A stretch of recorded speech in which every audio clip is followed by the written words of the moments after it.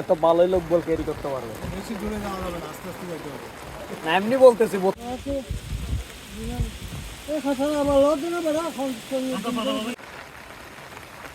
বহুল প্রতীক্ষিত হালদা নদীতে মা মাছ ডিম দিয়েছে। গত রাত 2টা থেকে আসলে মা মাছ ডিম ছাড়া শুরু করেছে, অল্প পরিমাণে প্রথমে শুরু করেছিল, আস্তে আস্তে ধীরে ধীরে এই ডিমের পরিমাণ বাড়তে থাকে।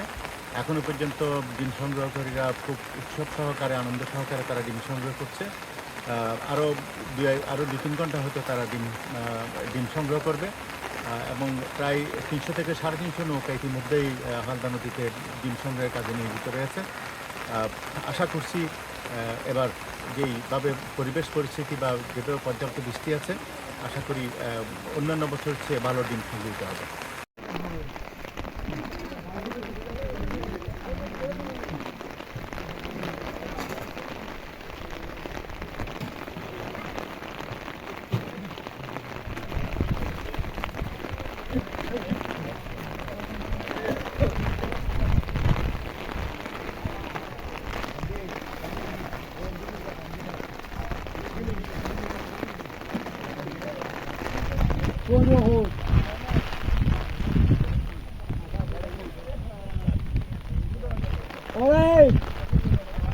আসছেন নাকি আপনি?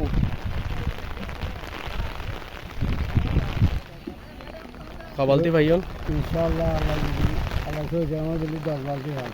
অনেক খুশি না? ইনশাআল্লাহ খুশি। আচ্ছা ঠিক আছে।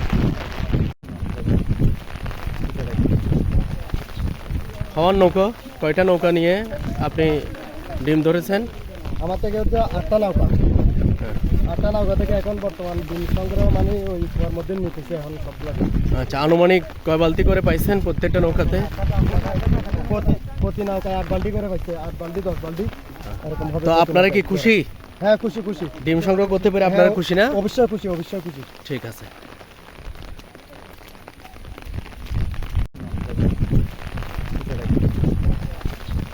খাওয়ার নৌকা, কয়টা নৌকা নিয়ে আপনি ডিম ধরেছেন? আমার থেকে হচ্ছে 8টা নৌকা।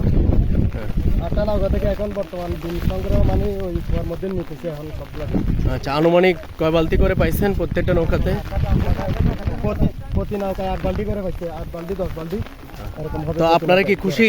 হ্যাঁ খুশি খুশি। ডিম সংগ্রহ করতে পেরে আপনারা খুশি না? অবশ্যই খুশি, অবশ্যই খুশি। ঠিক আছে।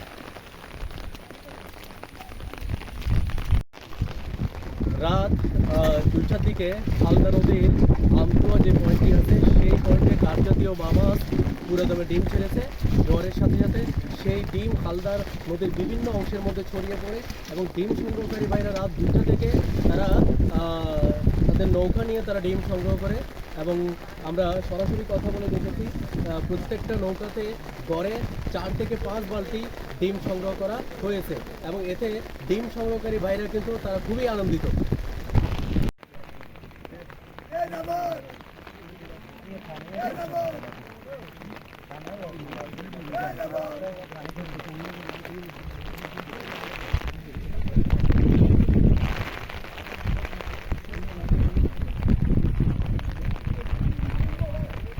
আগে